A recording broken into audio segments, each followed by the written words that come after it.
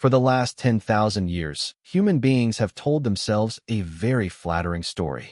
We look around at the sprawling cities, the endless fields of wheat, and the massive herds of livestock, and we congratulate ourselves. We believe we are the absolute masters of the natural world. We believe that during the agricultural revolution, human genius finally conquered the wild. We took wild grasses and tamed them. We took wild beasts and broke them. We believe we domesticated the cow. But what if that story is completely backwards? What if you look at the evolutionary data, the genetic spread, and the actual day-to-day reality of early agricultural life, and realize something terrifying? What if we didn't domesticate them at all? What if the cow actually domesticated us? To understand this massive shift in perspective, we have to look at how evolution actually measures success. In biology, success is not measured by intelligence or happiness or how comfortable your life is. Success is measured by one thing and one thing only: the replication of your DNA. The more copies of your genes exist in the world, the more successful your species is. Now, let's rewind the clock about 12,000 years. Look at the wild ancestor of the modern cow, a massive, aggressive creature known as the aurochs. The aurochs was doing okay, surviving in small numbers across parts of Europe and Asia. But it faced constant threats. Wolves hunted its calves. Harsh winters caused mass starvation. Disease wiped out entire herds. Biologically speaking, the aurochs was just another average mammal trying to scrape by in a brutal, unforgiving ecosystem. But then, something fascinating happened. The aurochs encountered a highly intelligent, highly social, and incredibly dangerous apex predator, the human being. Normally, when a species encounters humans, it goes extinct. We are notoriously bad news for large mammals. But the ancestor of the cow unknowingly stumbled into the greatest evolutionary loophole in the history of planet Earth. Instead of running away from the humans, a few docile individuals stuck around. And the humans, thinking they were being incredibly clever, decided to trap them. This is the exact moment we think we took over. But look at what actually happened. Within a few thousand years of this encounter, the cow went from a relatively obscure wild animal struggling to survive to one of the most genetically successful species on the planet. Today, there are over 1.5 billion cows on Earth. They exist on every single continent except Antarctica. They have completely conquered the globe. But how did they do it? Did they develop advanced intelligence? Did they build weapons? Did they learn to migrate across oceans? No. They simply manipulated another species into doing all the hard work for them. Let me know your initial reaction to this in the comments below. Does it feel deeply uncomfortable to think of humanity not as the master of nature, but as an unpaid evolutionary intern for a grazing animal? Drop your perspective down there because it gets even stranger from here. Think about the sheer amount of labor humans dedicate entirely to the survival and genetic replication of the cow. We clear-cut ancient forests, destroying the habitats of millions of other species, just to create open pastures for cows to safely graze. We tap into deep underground aquifers, draining our own precious water supplies, just to ensure the cows are hydrated. We genetically engineer the most robust, pest-resistant crops the world has ever seen, not to feed ourselves, but to feed the cows. We build massive, climate-controlled structures to protect them from the winter. We deploy sophisticated veterinary medicine, antibiotics, and vaccines to ensure they do not succumb to disease. We actively hunt down and eradicate their natural predators. We literally wiped out entire populations of wolves and bears, just to make sure the cows could eat grass in absolute peace. From an evolutionary standpoint, the cow has achieved the ultimate biological victory.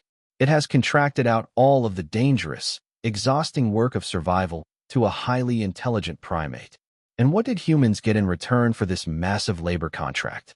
The history books tell us we got food security, civilization, and progress. But the archaeological record tells a much darker story. Before the agricultural revolution, humans were hunter-gatherers. And contrary to popular belief, the hunter-gatherer lifestyle was actually incredibly healthy. Fossil evidence shows that ancient foragers were tall, robust, and well-nourished. They had a highly diverse diet consisting of dozens of different plants, nuts, berries, and occasional meat. They worked maybe 20 to 30 hours a week hunting and foraging, and spent the rest of their time socializing, resting, and creating art.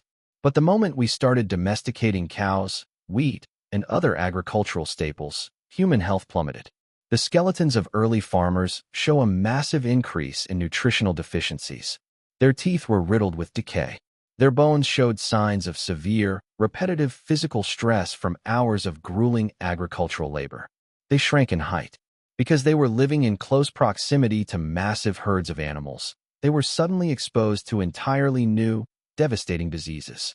Measles, tuberculosis, and smallpox all jumped from domesticated animals to human populations, wiping out millions. The hunter-gatherer was a free-roaming apex predator. The early farmer was a sick, overworked laborer tied to a single patch of dirt, spending his entire life hauling water, clearing rocks, and shoveling manure to ensure the survival of his livestock. If you are finding this perspective shift fascinating, and it's making you question the standard historical narratives we've all been taught, take a quick second to hit the like button. It helps push this kind of deep-dive analytical content to other curious minds on the platform. We traded our freedom, our health, and our diverse diet for a life of grueling servitude to the cow and the wheat plant. You might argue that the trade-off was worth it because it eventually led to the modern world. Without agriculture, we wouldn't have cities, writing, the internet, or space travel. And that is absolutely true. But remember, evolution does not care about the internet. Evolution does not care about philosophy or rocket ships. Evolution only cares about DNA replication. And in that brutal evolutionary game, the cow absolutely played us. We look at a herd of cattle in a fenced-off pasture, completely dependent on us for their survival, and we see subjugated animals. We see our food supply. But the cow's DNA looks at us and sees a heavily armed, highly intelligent security force. The cow's DNA sees a species that is willing to break its own back, destroy its own environment, and suffer through devastating plagues, all to ensure that cow genes are continually propagated into the future. This concept extends far beyond just cattle. The historian Yuval Noah Harari popularized this idea in his breakdown of the agricultural revolution, specifically focusing on wheat. 10,000 years ago, wheat was just a wild grass confined to a tiny region in the Middle East. Today, it covers millions of square miles of the Earth's surface. Wheat didn't adapt to survive in all these different climates. It forced humans to adapt the environment for it. We pulled up the weeds, we irrigated the deserts, we killed the insects. The crops and the livestock didn't change to suit us. We completely fundamentally altered our entire way of life, our social structures, and our biology to suit them. We became tethered to the land. We developed the concept of private property to protect our pastures and our fields, which inevitably led to warfare, armies, and extreme social hierarchies. The stress of defending these resources created kings, warlords, and peasant classes. The entire structure of human civilization was built simply as a support mechanism for the replication of agricultural DNA. So why does this perspective matter today? Why should you care about who domesticated who 10,000 years ago? Because understanding this flips a switch in how you view the modern world. It forces you to ask a very uncomfortable question about the systems you interact with every single day. If we can be completely domesticated by a grazing animal without ever realizing it, what else is domesticating us right now? Look at our relationship with modern technology. We believe we created smartphones, social media algorithms, and artificial intelligence to serve us. We think they are our tools, designed to make our lives easier, more connected, and more efficient. But apply the same evolutionary lens.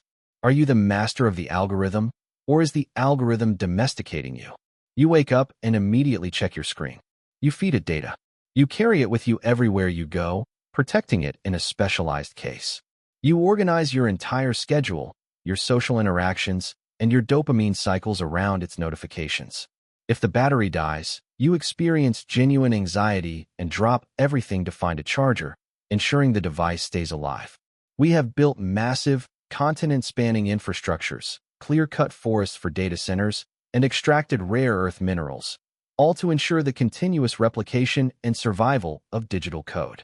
Much like the early farmers whose health plummeted when they tied themselves to the plow, modern humans are seeing massive spikes in anxiety, depression, and attention deficits as we tie ourselves to the feed.